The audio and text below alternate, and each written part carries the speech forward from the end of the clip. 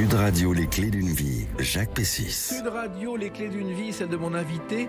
Votre passion de la musique vous a permis depuis 50 ans d'attribuer de bonnes et de mauvaises notes, en particulier à des légendes du rock que vous avez croisées dans des situations parfois rocambolesques.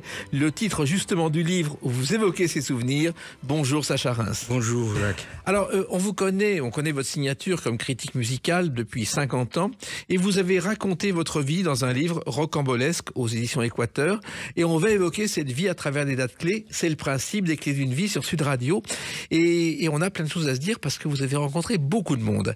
Alors la première date que j'ai trouvée, elle vous concerne pas directement, mais le 23 juillet 2009, quelqu'un que vous connaissez bien est immortalisé de son vivant.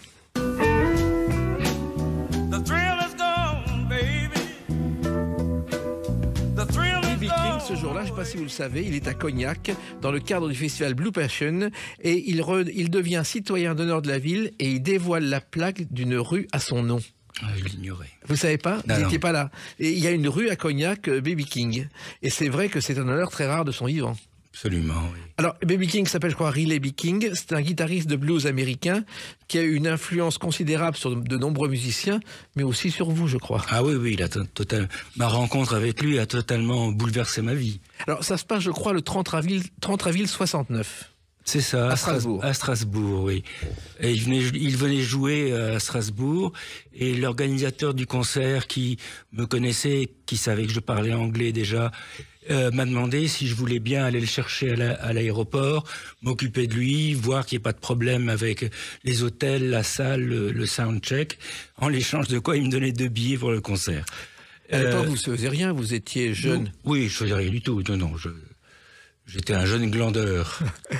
Donc vous le recevez? Donc je le reçois, il est très étonné parce que d'abord c'était la première fois qu'il donnait un concert en dehors des États-Unis. Et il était très étonné de voir un jeune blanc d'une vingtaine d'années connaître son répertoire et sa musique aussi bien, voire mieux que lui. Et donc je me suis occupé de lui ce soir-là et le lendemain également. Et le lendemain, il m'a dit, écoute, c'est très bien, tu t'étais très bien, t'as très bien géré tout ce qu'on avait à traverser. Là maintenant, on part en tournée en Europe de 3 semaines environ. Si tu veux, viens avec nous et tu t'occuperas de ça. On peut pas te payer, mais tous tes frais seront pris. J'ai évidemment accepté immédiatement. Voilà. Il se trouve que vous avez même géré des problèmes que vous n'auriez pas dû gérer. Il y avait une chanteuse qui l'accompagnait qui n'avait pas de chambre à son nom. Oui, c'est ce qu'elle avait prétendu un soir. Oui, en fait, c'était plus ou moins la petite amie de B.B. King qui en avait trouvé une autre. Enfin, c'était extrêmement compliqué, les histoires de sexe de B.B. King. Je crois qu'on lui reconnaît une quinzaine d'enfants au minimum. Oui, oui, lui, il en connaissait 16. Ah, quand même. Oui, il connaissait 16 enfants. Et bien sûr, il n'excluait pas qu'il y en ait bien d'autres dans la nature. Il y a un autre personnage comme ça, c'est le père d'Édith Piaf, Louis-Alphonse Gassion, qui avait des maîtresses dans chaque ville. Et Piaf a toujours dit qu'elle avait sans doute une demi-douzaine de demi-sœurs qu'elle n'a jamais rencontrées. Alors, B.B. King, la musique, vous la connaissiez depuis toujours, Sacha Reims? Oui, je m'étais... grâce à Daniel Philippaki et Frank Teno et leur émission Pour ceux qui aiment le jazz, depuis ma très jeune adolescence, déjà vers 12-13 ans, j'écoutais de la musique, j'écoutais leur émission et je m'intéressais au jazz et au blues. Oui, mais B.B. King, c'était quelque chose de particulier? Non, pas particulièrement. Non, enfin, pour moi, c'était le plus grand à l'époque, mais non, c'était... C'était quelqu'un que, parmi d'autres, que vous n'imaginez pas rencontrer. Il faut savoir aussi que pour ceux qui aiment le jazz, ça a débuté parce qu'à Europe numéro 1, il n'y a pas de discothèque à l'époque, je ne sais pas si vous le savez. Il faut quelqu'un qui ait des disques. Donc on appelle Daniel Philippaki, photographe et collectionneur de disques. Il vient le soir à l'antenne avec Frank Teno, qui ne connaît pas, et on connaît la suite. Absolument, oui. Alors, vous êtes né à Périgueux et vous avez grandi à Strasbourg. Oui. Bon, parce que mes parents... se sont rencontrés à Périgueux et c'est là où je suis né. Ils sont très vite partis s'installer à Strasbourg. D'ailleurs, il y a beaucoup de musiciens à Strasbourg, dans tous les genres. Il y a Cookie Dingler, il y a M. Pokora, il y a Pierre Schirer qui a travaillé avec Bolling dans son big band. C'est assez curieux. Oui, j'ai bien connu à l'époque Cookie Dingler. Et je me souviens, on passait nos week-ends chez lui à écouter les premiers disques des Rolling Stones, de Bob Dylan, etc. Voilà. Et c'est vrai que la musique vous intéressait sans imaginer que le métier que vous feriez, Sacha Reims. Non, effectivement. Alors, je crois que vos études, c'est au lycée Fustel de Coulanges. Oui. Je crois que c'est un professeur qui a défini la patrie comme une communauté d'idées, de sentiments et d'espérance. Ah, je me souviens pas de ça. Et parmi les anciens élèves, je ne sais pas si vous le savez, il y a Jules Ferry. Ah non, j'ignorais. Voilà. Et en revanche, vous n'avez pas fait, comme aurait dit Jules Ferry, un travail extraordinaire à l'école, Sacha Reims. Non, effectivement. Non, je ne comprenais rien à rien, à part tout ce qui touchait la littérature et l'écriture. Tout le reste, je ne connais... Les maths, etc., ça me passait tout à fait au-dessus. Et le bac, alors? Je ne l'ai pas passé. Ça vous a pas posé de problème? Non. Et vos parents non plus n'ont rien dit? Oh, ils n'étaient pas contents, mais enfin bon... Ils espéraient que je trouverais quelque chose à faire dans ma vie. Alors, vous avez trouvé quelque chose à faire parce que une fois que vous avez fait la tournée avec B.B. King, il vous a dit « rejoins-moi aux États-Unis ». C'est-à-dire ce que Piaf a dit aussi à Aznavour, sauf que quand il est arrivé là-bas, elle avait oublié qu'il devait venir. Et pour pouvoir vous offrir le billet, vous avez vendu des Encyclopédia Universalis. Absolument, porte à porte. Oui, je me souviens très bien de ça. Parce qu'effectivement, quand on s'est quitté avec B.B. King à Paris, à l'occasion de son dernier concert à Pleyel, de cette tournée, il m'a dit « si un jour tu viens aux États-Unis, j'ai un boulot pour toi ». Le malheureux, qu'est-ce qu'il n'avait pas dit? 3 mois après, je débarquais. Et alors, et ces encyclopédies, c'était vraiment quelque chose qui se vendait très bien à l'époque. Ah oui, absolument. Oui, je me suis gagné pas mal d'argent avec ça. Et... Parce qu'on les achetait, on les mettait dans la bibliothèque, mais on les ouvrait pas. Jamais. Et vous savez que c'est une encyclopédie qui s'est vendue d'après un produit américain, c'était une licence américaine au départ, et le rédacteur en chef du premier Encyclopédia Universalis s'appelait Claude Grégory, c'était le beau-frère de Francis Blanche. Donc vous partez à New York finalement, oui, et vous n'êtes pas attendu. Ah ben non, je me rends compte, il me voit, il jouait au festival de Newport, donc je vais le rejoindre là-bas, et quand il me voit arriver dans sa loge, il est à la fois content, amusé, et puis il me dit, mais enfin, tu aurais pu prévenir, on vient pas comme ça. Donc je comprends que l'offre qu'il m'a faite, c'était une offre, voilà, sympathique, qu'il pensait certainement à ce moment-là, mais il ne pensait pas que je viendrais. Et donc vous arrivez, qu'est-ce qui se passe? Il me dit, écoute, je suis embêté, j'ai rien pour le boulot que j'avais pour toi, pour l'instant n'est pas disponible. Installe-toi à New York, trouve du boulot, vis, et dès que le poste sera disponible, je t'appelle. Donc je me suis installé à New York, persuadé qu'il ne me rappellerait jamais. Et voilà, j'ai commencé à travailler à droite et à gauche dans des restaurants, faire la plonge, serveur, etc. C'était facile à l'époque de trouver du travail pour un étranger? Oui, c'était relativement facile, effectivement, surtout dans la restauration, où j'avais toujours besoin de personnel. Et d'ailleurs, vous avez même cohabité avec un musicien qui voulait absolument vous prendre comme manager. Ah oui, Errol Parker, oui, qui était un musicien français installé aux États-Unis et qui végétait là en jouant de temps en temps dans des clubs, etc. Et que je connaissais avant, je l'avais rencontré au festival de Jean Lépin quelques années auparavant. Et puis, ça n'a pas marché. Non, bien sûr que non, ça n'a pas marché. Et très curieusement, je veux dire que j'avais perdu tout espoir. 1 an plus tard, B.B. King m'appelle en disant « Bon, le boulot que j'avais pour toi s'est libéré, tu viens demain, on commence tout de suite. » Voilà. Alors, il se trouve aussi que pendant cette période, vous avez été busboy. C'est un métier qu'on connaît peu en France, mais qui est le plus bas de l'échelle dans la restauration. Ah oui, totalement, oui. Ça consiste en quoi? Tout simplement nettoyer les tables de restaurant. On n'a pas le droit de parler aux clients, on n'avait pas le droit encore moins de prendre des commandes. On était là uniquement pour nettoyer les tables. Voilà. Mais il fallait parler anglais aussi. Oui. Ça, vous parliez anglais? C'était une matière à l'école que vous aviez suivie? Oui, puis j'étais parti plusieurs fois à Londres, passé quelques mois à Londres, et donc oui, je commençais à parler correctement. Et puis, dans ce restaurant où vous étiez donc des serveurs, vous avez fait la connaissance d'une jeune serveuse totalement inconnue à l'époque.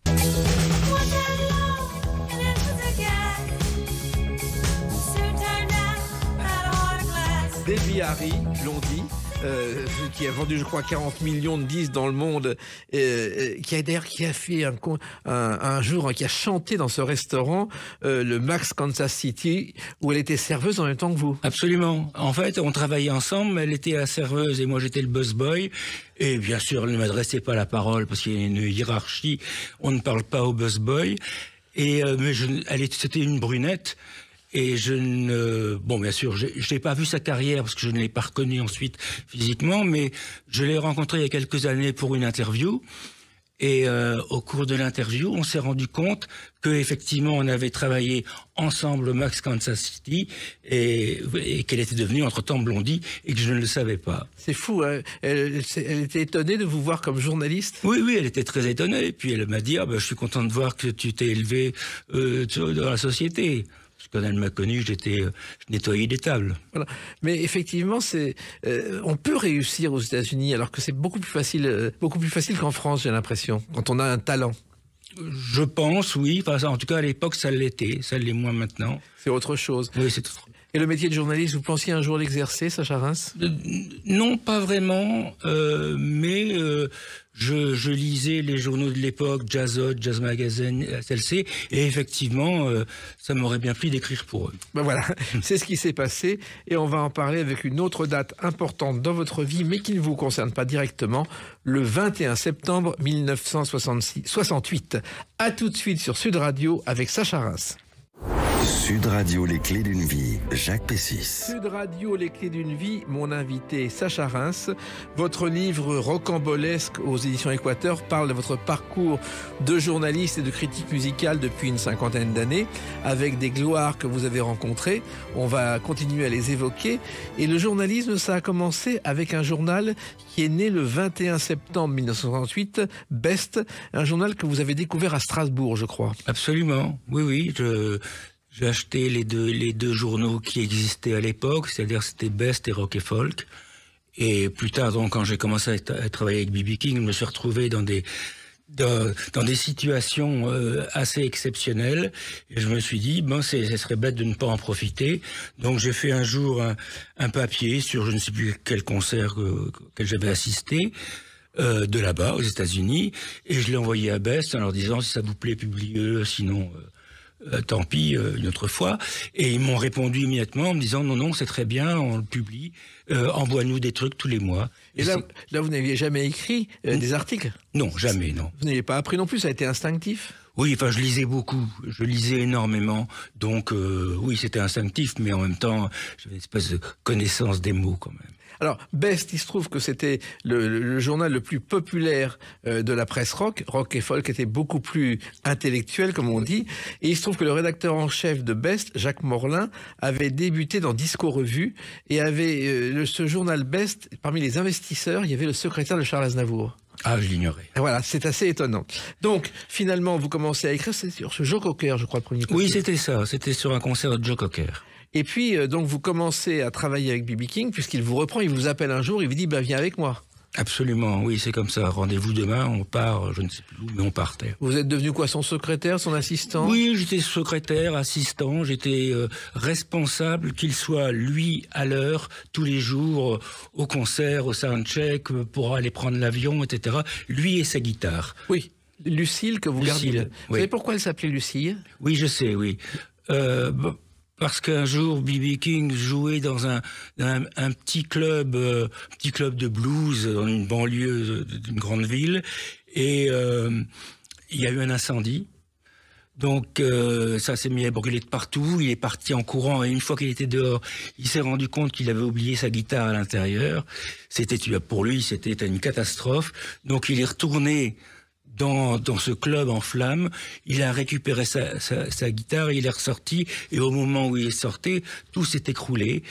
Et le lendemain, il a lu dans un journal que cet incendie avait démarré parce que 2 hommes avaient renversé le poêle qui chauffait et se battaient en se battant à cause d'une femme qui s'appelait Lucille. C'est né comme ça. Voilà, donc Alors, votre mission, justement, Sacha Reims, c'est de le suivre 300 jours par an, mais de le réveiller le matin, ce qui est pas facile toujours. C'est pas toujours facile parce qu'il n'est pas toujours seul et que parfois il est carrément pas dans sa chambre. Et il m'est arrivé 2-3 fois où j'allais le réveiller. Donc je rentrais dans sa chambre parce que j'avais toujours un double des clés, et je tombais sur une dame toute seule qui était là, et lui il n'était pas là. Donc dans ces cas-là, je devinais qu'il était dans une autre chambre avec une autre dame, et à ce moment-là il fallait que je cherche où il pouvait être. Je descendais à la réception, j'expliquais ce qui se passait, je disais dites-moi où est B.B. King là maintenant.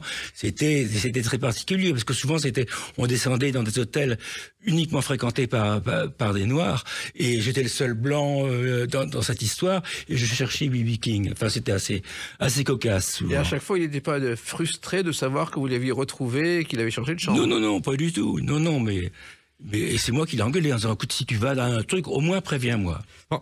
Alors, vous avez aussi un record, je crois, Sacha Reims, c'est celui de la course de lenteur au Festival d'Atlanta. C'est-à-dire que vous étiez dans une voiture qui a, je crois, roulé à 1 centimètre à l'heure, pas plus. Absolument, oui, on jouait, enfin, il jouait à Atlanta, et on est parti dans l'après-midi en voiture pour le soundcheck, etc. Et c'était absolument un cauchemar, parce qu'il y avait qu'une seule route pour y aller, c'était archi comble, et effectivement, on avançait à 10 centimètres de la minute, quoi.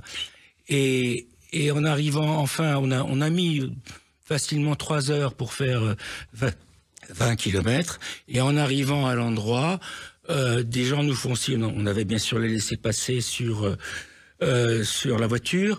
Et les gens nous indiquent, enfin, quelqu'un nous ouvre une porte en disant c'est par là.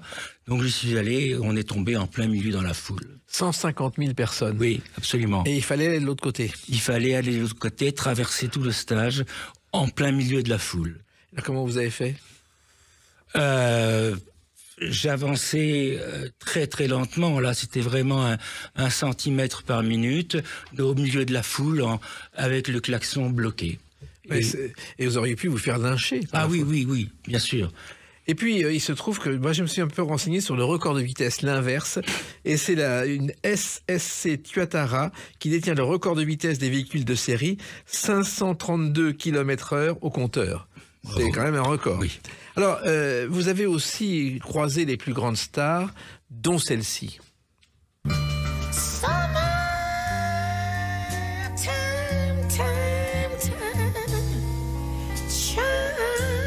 Janis Joplin, Summertime, le thème le plus connu de Porky and Bess, qui a été créé d'ailleurs par une inconnue qui s'appelait Clara, un personnage secondaire dans la première version de cet opéra de Gershwin.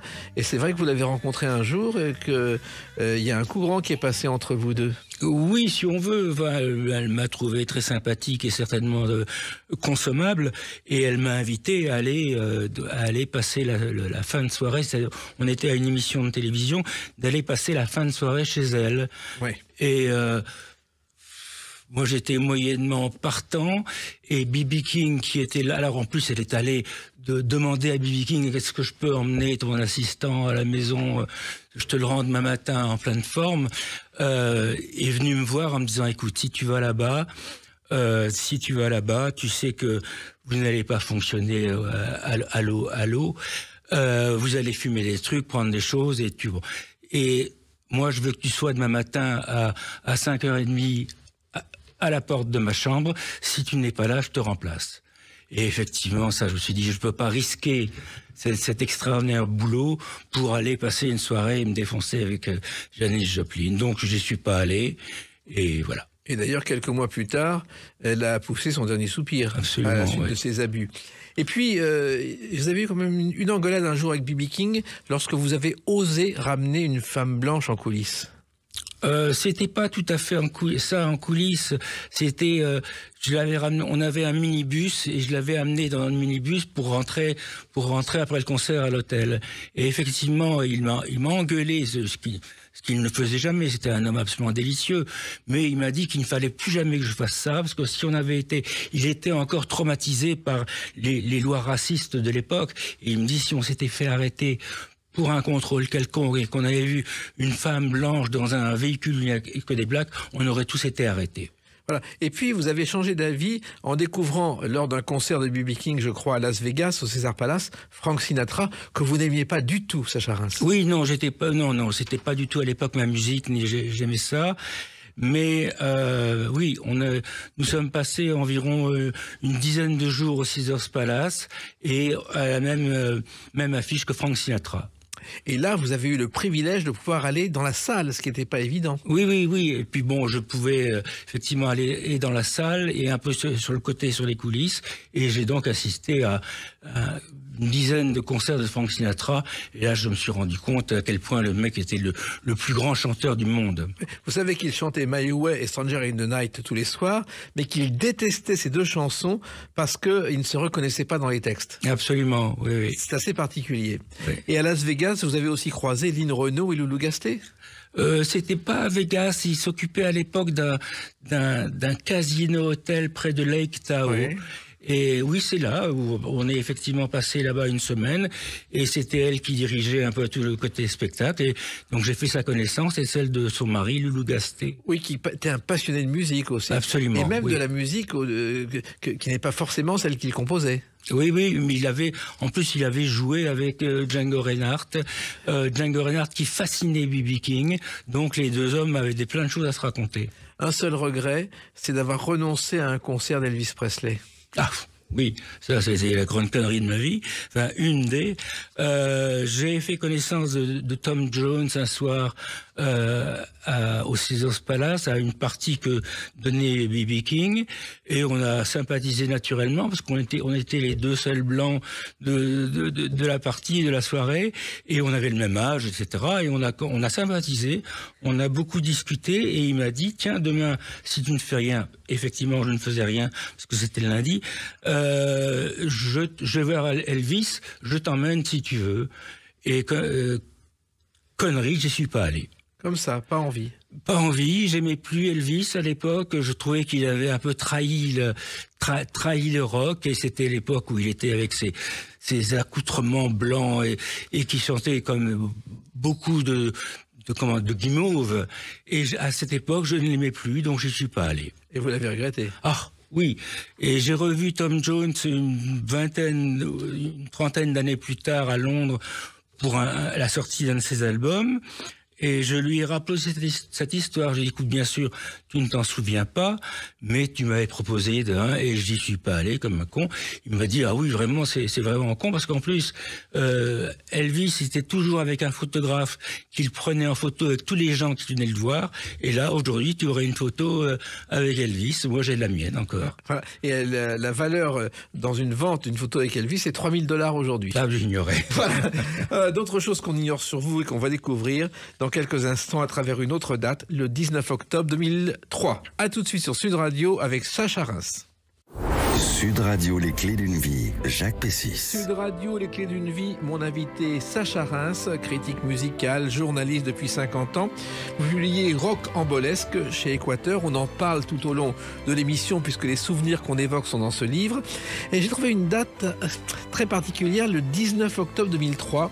D'après ma connaissance, c'est votre première et rare télé, Les coulisses du pouvoir, avec Daniela Lombroso, où vous parlez de la fascination du pouvoir d'Arnold Schwarzenegger. Vous vous souvenez de cette télévision? Ah oui, je me souviens. C'est rare de vous voir à la télé. Oui, je faisais assez peu d'émissions, et là, elle m'avait invité à venir pour parler de Schwarzenegger, qui venait effectivement de se déclarer candidat, ou il avait été, ou d'être gouverneur C'était un mois avant qu'il devienne gouverneur. Voilà, c'est ça, oui. Et tout le monde, oui, me faire parler pour c'est la politique et lui. En même temps, Schwarzenegger, ça n'a rien à voir avec B.B. King. Ah non, rien du tout, non. Mais à l'époque, je travaillais donc pour Le Point, et je ne sais pas pourquoi, mais ils m'ont demandé d'aller interviewer Schwarzenegger à l'occasion de la sortie de Terminator 2. Voilà. Et en même temps, c'est un personnage qu'on avait vu à Cannes la première fois, totalement inconnu et qui avait fait un immense parcours. Et je crois que son goût pour la politique, c'est né parce qu'un jour, il rencontre Jackie Onassis. Il parle un quart d'heure avec elle. Il lui a dit que JFK était un synonyme de l'Amérique. Et ensuite, il est rentré dans la famille des Kennedy, pratiquement. Mais il aurait pu être président des États-Unis, non? Oui, il aurait pu le devenir s'il était né aux États-Unis. Voilà. Le problème, c'est qu'il y a une loi qui interdit quand on n'est pas né aux États-Unis, qui interdit qu'on soit président. Et il a été gouverneur de Californie, comme quelqu'un d'autre qui est devenu, lui, président, qui était Ronald Reagan. Alors, le Point, justement, vous êtes arrivé au Point après Best, ça a été votre premier travail fixe dans un journal. Vous êtes arrivé parce qu'il y avait une place à prendre. Oui, c'est ça, oui. Travail fixe, oui. En fait, moi, je n'ai jamais appartenu physiquement, quotidiennement à une rédaction. J'ai toujours été freelance. Donc, oui, j'ai travaillé au Point pour environ 35 ans, mais j'avais pas de bureau là-bas. Donc, vous faisiez des articles sur la musique. Oui. Vous êtes arrivé comme ça par hasard, on venait vous chercher? Parce que, oui, on est venu me chercher, parce que le rédacteur en chef avait lu un de mes papiers dans, je sais plus, Rock et Folk ou Best, sur Michael Jackson. Il m'avait demandé d'en faire un pour le Point. Et vous êtes arrivé pour un papier, vous êtes resté 35 ans. Voilà. C'était une famille, le Point, à l'époque. Il y avait un rédacteur en chef, Jean Schmitt, qui, lorsqu'il partait en vacances, rédigeait un testament pour ses successeurs, en faisant, peut-être que je ne reviendrai pas un jour, c'était une vraie famille de journalisme, comme on en voit peu aujourd'hui. Exactement. Et à l'époque, c'était Pierre Billard qui était rédacteur en chef culture. Et j'ai beaucoup aimé cet homme. Et ce journal était une indépendance totale. Vous avez travaillé en toute indépendance. Totalement. D'ailleurs, vous êtes quelqu'un qui a toujours travaillé en toute indépendance. Toujours. Alors, vous allez faire des tas d'interviews de stars du rock'n'roll, ce qui n'est pas évident, parce que ces personnalités ne sont pas toujours accessibles. Et elles ne sont pas très faciles non plus. Alors, comment on fait justement pour un rendez-vous, obtenir un rendez-vous en tête-à-tête, ça relève de l'exploit? Écoutez, ça dépend aussi pour quel média on travaille. Il est certain que quand je travaillais que pour Best et que je demandais n'importe quoi, David Bowie pour Best, ça l'intéressait moins que s'ils étaient pour le Point. Voilà. Et il se trouve que ces gens-là vous recevaient et petit à petit vous vous êtes fait une image. On a commencé à vous recevoir parce qu'on savait que vous faisiez ça. Absolument. Alors, on se crée aussi des amitiés pendant ces années-là. Oui, on se crée des amitiés et je suis devenu assez copain avec les Who et en particulier avec Roger Daltrey. Et aujourd'hui, je suis toujours très ami avec Roger et on se voit chaque fois qu'il vient jouer à Paris. On dîne ensemble la veille.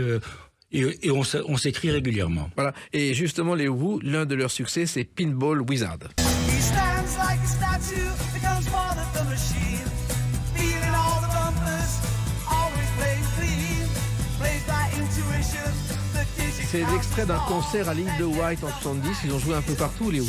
Oui.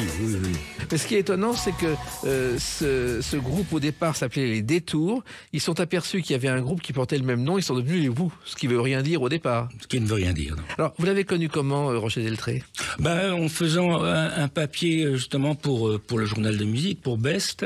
J'étais allé en Angleterre et j'avais fait 3 interviews, une de Roger Daltrey, l'autre de Pete Townsend, et le troisième... Non, j'en ai fait que 2. J'ai fait que Pete et Roger. Et sans savoir pourquoi, Roger et moi, on est devenus très amis. Mais c'est quelqu'un qui avait confiance en vous, parce que ce sont des musiciens qui n'ont pas toujours confiance dans les journalistes. Oui, absolument. Oui. Et puis ils se sont vite rendus compte que je ne les trahissais pas, que je pouvais insister à des choses privées dont il ne fallait pas parler, et je n'en parlais pas. Alors, il y a eu un jour une bagarre, je crois, à Birmingham, entre Pete et Roger, à laquelle vous avez assisté, Sacha Reims. Oui. Ils se disputaient souvent, et là, je me souviens plus quelle était... Oui, non, c'est parce que Roger avait fait une remarque à Pete qui était arrivé en retard à la répétition, et ils ont commencé à s'engueuler, et à un moment donné, Pete a pris sa guitare et a cherché à assommer Roger avec elle. Il n'a pas réussi, et à ce moment-là, Roger a donné un coup de poing, a assommé Pete Townsend. Oui, ça s'est arrangé ensuite. Oui, bien sûr. Alors, il se trouve aussi que le problème des rockers, c'est de vieillir. Et les Who sont toujours là, ce qui est quand même assez rare. Oui, il y a quelques groupes, les Who, les Stones, ouais.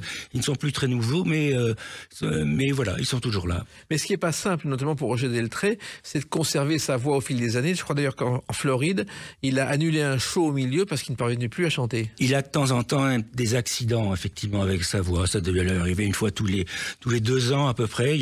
Sa voix se casse en plein concert et il faut malheureusement arrêter. Et Roger comme Pete, ils ont peur de vieillir. Pete a une grande peur de vieillir. C'est ce qu'il a toujours dit. C'est possible, oui. C'est assez dur quand on a été jeune rocker de finir vieux rocker, non? Je ne sais pas. Et c'est aussi le cas d'ailleurs de quelqu'un qui tient une forme hallucinante. On l'écoute, Hungry.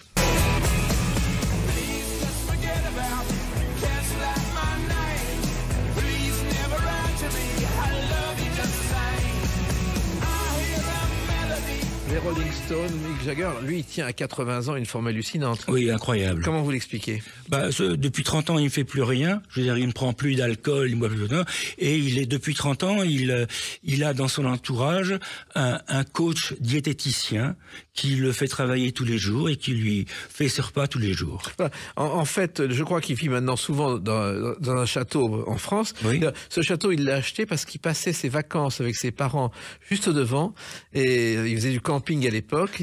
Et il a dit, ah, tiens, un jour, j'achèterai ce château. Ce qu'il a fait. Et là, je crois que son régime, c'est danse, gymnastique douce, 13 km de course par jour. Et dans son minibar, il y a des smoothies et des vitamines et des avocats. Absolument. Et c'est vrai que comment on parvient à changer comme ça, alors que pendant des années, on est un peu tombé dans la drogue. Oui, absolument. Et ça lui réussit de façon absolument extraordinaire, parce qu'effectivement, il a une forme qui est toujours sidérante. Mais ce qui est étonnant, c'est qu'à 45 ans, il disait je vais arrêter bientôt, j'arrêterai à 50 ans, parce que je préfère être mort que chanter Satisfaction à 50 ans. Oui, c'est des choses qu'on dit quand on est jeune, et puis j'en parlais avec lui il y a quelques années, et il me disait, comme Keith Richards, ils m'ont dit tous les deux que tant qu'ils pourraient le faire et qu'il y aurait des gens pour venir les voir, ils le feraient. Voilà. Alors, vous avez assisté à son anniversaire il y a un demi-siècle, c'est pour ses 30 ans, je crois, oui. Aux États-Unis, oui. Sacha Reims. Oui, absolument. J'ai assisté à son anniversaire qui se passait au dernier étage d'un grand hôtel Saint-Régis, je crois. Et voilà. À New York, oui. Oui, c'était assez étonnant. Il y avait Bob Dylan, il y avait Neil Young, il y avait plein de gens. Je crois que j'étais le seul mec pas connu de la soirée. Je crois qu'il y avait une danseuse nue qui est sortie d'un gâteau. Oui. On pourrait pas imaginer ça aujourd'hui. Non, aujourd'hui, non. Et Bob Dylan, vous lui avez serré la main, je crois. Oui, je suis allé le voir et je lui ai dit, écoutez, j'ai juste envie de vous serrer la main. Donc, on s'est serré la main, il m'a souri. Voilà. Il était très timide déjà. Il était très spécial, oui, il ne parlait pas beaucoup. Enfin, je veux dire que j'ai jamais interviewé, par exemple. J'ai jamais rencontré pour une interview. J'ai demandé pendant 30 ans et ça a toujours été non. Comment ça se fait? Il aime pas ça. Parce que je crois que même quand il a remporté le prix Nobel, il devait envoyer un discours sous peine de perdre ses $800 000 et il l'a envoyé la veille de la clôture de la date prévue. Oui, mais il a écrit son discours et il l'a fait lire par son amie chanteuse, son nom m'échappe. Mais enfin, il n'a pas voulu aller là-bas. Non, il n'y est pas allé, non. Et Hugo Frey m'a raconté, parce qu'il a quand même été très proche de lui, que même lui n'arrive plus à franchir le barrage des quelques personnes qui l'entourent. Absolument, oui. Pensiez que Dylan aurait le prix Nobel, Sacha Reims? Non, jamais, non. Ça a été une énorme surprise pour tout le monde. Et une reconnaissance peut-être Une reconnaissance des textes extraordinaires qu'il a écrits toute sa vie. Ouais. Vous avez toujours été fasciné par ces textes? Ou est-ce que ça fait pas partie de vos goûts musicaux? Oh, j'ai toujours aimé Dylan. Je l'aime moins, j'aime moins ce qu'il est aujourd'hui en concert, parce que les concerts, c'est souvent n'importe quoi. Mais effectivement, les premières chansons pendant 20 ans sont extraordinaires. Alors, j'en reviens à Mick Jagger, Sacha Reims, que vous avez rencontré une bonne dizaine de fois. Ça n'a pas toujours été facile, parce qu'il peut être aussi charmant que odieux, et ça peut être un bonheur ou un supplice. Oui, absolument. S'il est de mauvaise humeur, ou si vous posez une question qu'il met de mauvaise humeur, il peut devenir effectivement assez difficile. Et ça vous est arrivé, je crois, un jour où vous aviez une longue interview de prévue qui a duré 13 minutes. Oui, c'est à peu près, oui. Mais je jouais de malchance ce jour-là, c'était à Londres, et c'était à l'époque où il était séparé des Stones. Les Stones officiellement n'existaient plus, et lui démarrait une carrière solo, et il devait partir en tournée quelques jours plus tard avec Jeff Beck à la guitare.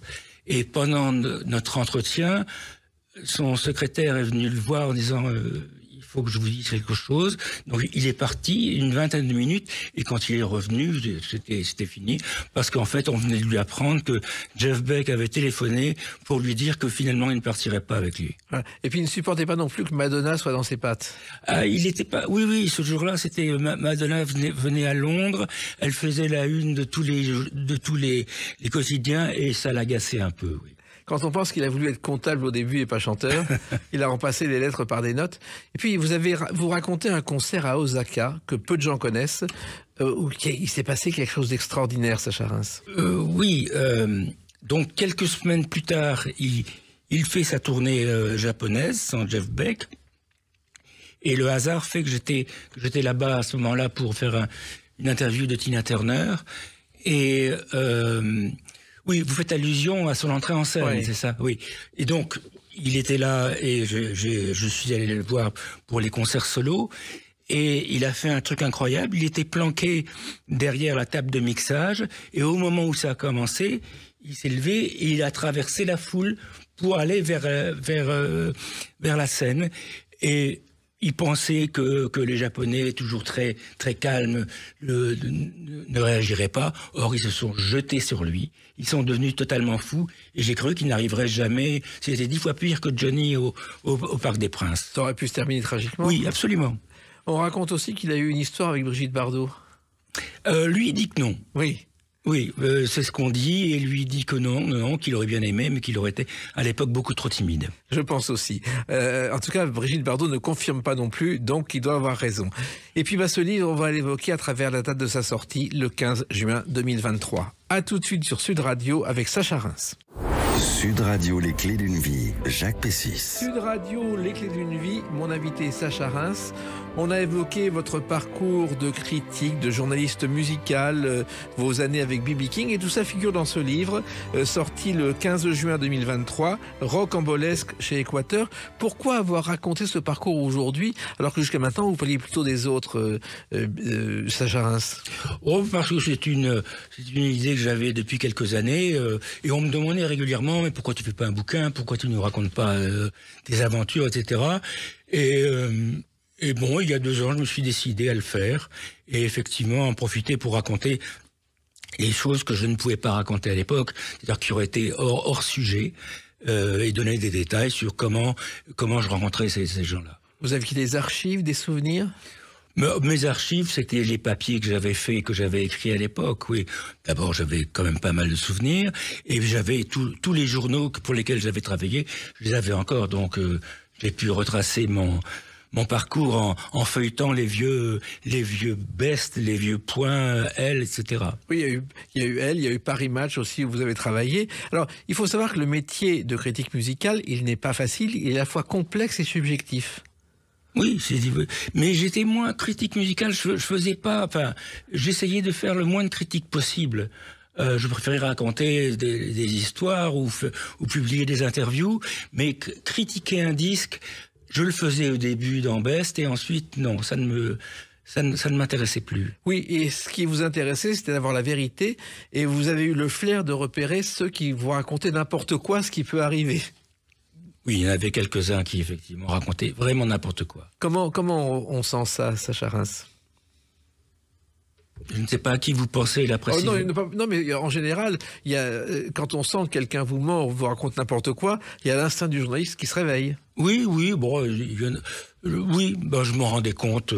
C'est généralement les gens moins connus qui racontent n'importe quoi. Les gens connus, n'ont pas besoin, en fait. Parce qu'ils... Vous avez finalement réalisé votre rêve? Ah oui, complètement, oui. Vous imaginiez avoir rencontré toutes ces stars? Non, jamais. Bien sûr que non. Est-ce qu'il y en a qui vous ont déçu, d'autres qui vous ont plus que d'autres?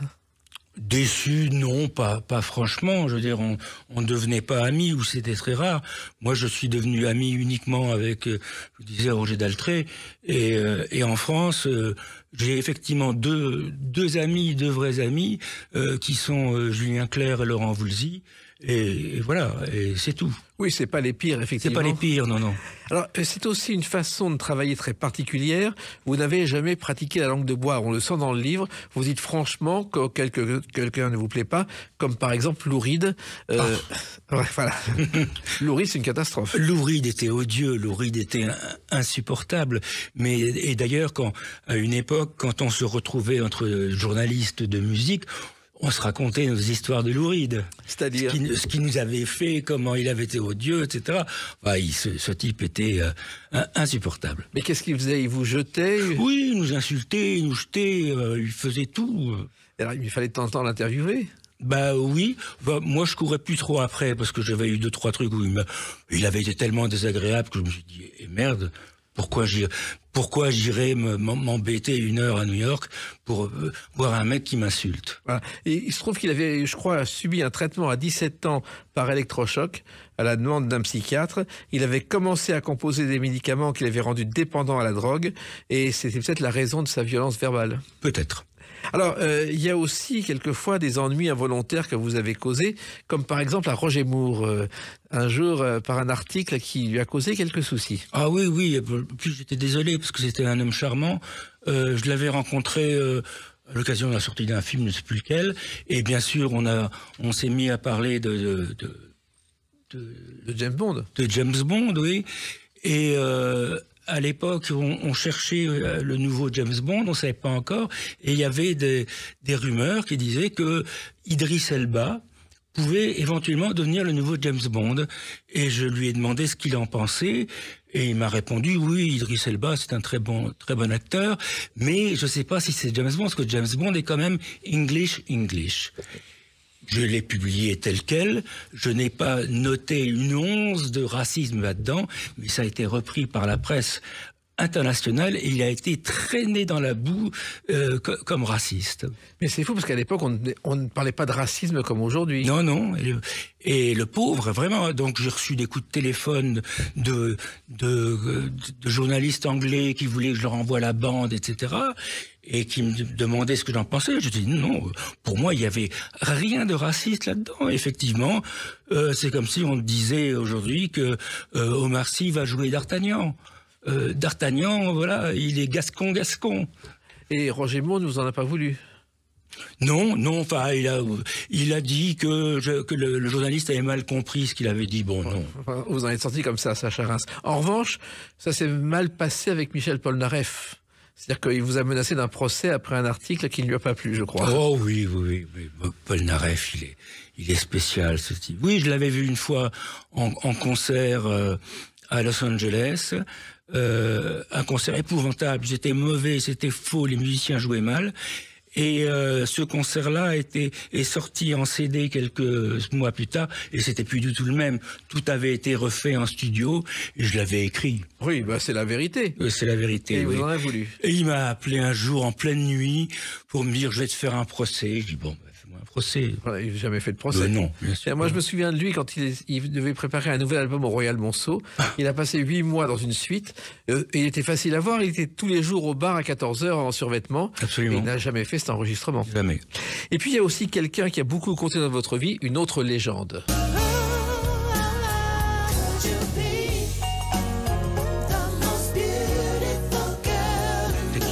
Most Beautiful Girl of the World, Prince.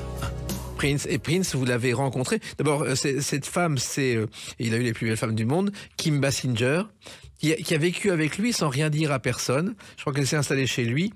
Et il y a même composé un album qui n'est jamais sorti, qui s'appelait Hollywood Affair, mais qu'on trouve sur Internet. Mm-hmm. Et Prince, vous l'avez rencontré? Oui, je l'ai rencontré 2-3 fois, notamment chez lui à Minneapolis. Et c'était vraiment un être exceptionnel, difficile.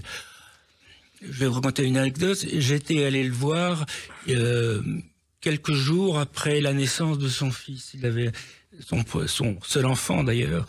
Et en allant à mon rendez-vous, je me suis arrêté dans un magasin de jouets et j'ai acheté un petit nounours que je lui ai offert en arrivant tout de suite en disant c'est pas pour toi mais je suis sûr que tu connais quelqu'un autour à qui ça fera plaisir. Et il était absolument ravi, merci beaucoup, c'est formidable, il souriait. On a eu une excellente interview ce jour-là où il a été charmant, et quand je suis parti il m'a remercié encore pour le cadeau, donc pour son fils. Et je suis rentré à l'hôtel et j'ai appris à ce moment-là sur Internet que le bébé en question était mort 3 jours plus tôt. C'est fou, ça. Oui, totalement. Il n'a rien dit. Rien du tout. En revanche, il s'est mis en colère lorsque vous avez osé émettre une critique sur lui. Oui. J'ai osé envisager qu'on puisse critiquer sa musique. Et il m'a dit, mais ma musique vient directement de Dieu. Qui es-tu pour critiquer la musique de Dieu? Moi, je me souviens de l'avoir croisé un jour dans une discothèque avec sa canne à pommeau à la main. Il était minuscule, mais tout le monde s'écartait sur son passage. Il y avait une sorte de... C'est assez étonnant. Ah oui, il dégage. Et puis quel grand musicien. Je l'ai entendu jouer des heures et des heures d'affilée après ses concerts normaux. Et puis, alors, son rival, bien sûr, c'était Michael Jackson. Et ça, il ne le supportait pas. Non, il n'aimait pas beaucoup Michael Jackson, non. Pourquoi est-ce que c'était? Parce que c'était son grand concurrent, qu'ils étaient sans arrêt comparés l'un à l'autre. Et voilà. Et vous avez rencontré Michael Jackson, Sacha Reims, dans des conditions très particulières, je crois, au Vatican. Oui. J'étais au Vatican et je visitais... rappelez-moi le nom de... C'était une église du Vatican, une fontaine, oui. Absolument, dans laquelle il y avait une statue célèbre. Oui. Et je regardais cette statue et quelqu'un est venu se mettre à côté de moi. C'était une femme. C'était une femme voilée. C'était il y a une vingtaine d'années, donc ça faisait une drôle d'impression. Moi, je n'avais jamais vu de femme voilée à l'époque. Pas voilée, elle était en burqa. Oui. Et bon, elle était à côté de moi. C'était un peu étrange. Et à ce moment-là, quelqu'un d'autre s'est installé de l'autre côté. Et c'était Frank DiLeo, qui était le manager de Michael Jackson, que j'avais interviewé la veille. Et il me voit, on se reconnaît, il me fait un petit sourire avec un clin d'œil. Et à ce moment-là, je compris immédiatement, la femme en burqa, c'était Michael Jackson. Il voulait être là et ne pas être vu. Et moi, je me souviens un jour avoir téléphoné à Liz Taylor pour une interview. C'est lui qui m'a répondu d'une toute petite voix. Il avait une voix mais vraiment d'enfant. Et il se cachait chez Liz Taylor régulièrement. C'est assez étonnant. Oui, il était proche de Liz Taylor, oui. Alors, il y a toutes les stars dont vous parlez, mais il y a aussi des stars hors de la chanson et de la musique dont vous parlez, notamment Brad Pitt, que vous avez connu à ses débuts, Sacha Reims. Oui, pratiquement au début de sa grande carrière. Oui, je le rentrais à Los Angeles 2 ou 3 fois. Alors, c'était pas le Brad Pitt qu'on connaît aujourd'hui. C'est-à-dire que c'était un garçon timide encore. Ah oui, il était très timide. C'était effectivement très difficile de le faire parler. Il parlait pas très bien à l'époque. Enfin, quand je lui posais une question, il répondait en une phrase. Et ensuite, il y avait un silence. Et à la fin de notre premier entretien, il m'a dit « Je suis désolé, mais j'aime pas ça, je sais pas parler. Voilà, je suis désolé d'avoir été aussi peu bavard. » Vous imaginez la carrière qu'il ferait ensuite? Oui et non. Oui et non, parce que... Non, oui, surtout, parce que quand elle est arrivée dans la pièce, on était tous éberlués, parce que c'était une interview en table ronde, on était 4 ou 5, par la beauté de cet homme. Je crois que c'est l'homme le plus beau que j'ai jamais vu de ma vie. Donc, quand il est arrivé, il était évident qu'il ferait une grande carrière. Alors, il se trouve qu'au départ, je ne sais pas si vous le savez, il a fait des études de journalisme à l'université du Missouri. Il voulait être journaliste et il a quitté la fac 2 semaines seulement avant de passer l'examen et avec un contrat en poche pour un journal américain. Ah, je ne savais pas. Il a changé d'avis. Alors, toutes ces stars que vous avez rencontrées, à chaque fois, sont des interviews groupées avec d'autres journalistes? Non, pas toujours. Non, pas toujours. Il y a les deux. Il y a les deux, oui. Il y a les tables rondes où effectivement on peut être 3, 4, 5 avec lui, ou en tête à tête. Est-ce qu'il y a des personnalités que vous regrettez de ne pas avoir rencontrées dans ce long parcours, Sacha Reims? Oh ben oui, bien sûr. Je n'ai jamais interviewé Bruce Springsteen. Je l'ai rencontré plusieurs fois. On a pris un jour un verre ensemble au bar de son hôtel, mais pas d'interview. Et pourquoi? Parce qu'il voulait pas. Il y a comme ça des gens qui ne veulent pas. Il y a toujours 3 à 4 conseillers derrière qui vous empêchent quelquefois de faire l'interview. Absolument. C'est des barrages qu'il faut franchir. Comment on fait? On est passé. Il faut être patient et se montrer sympathique.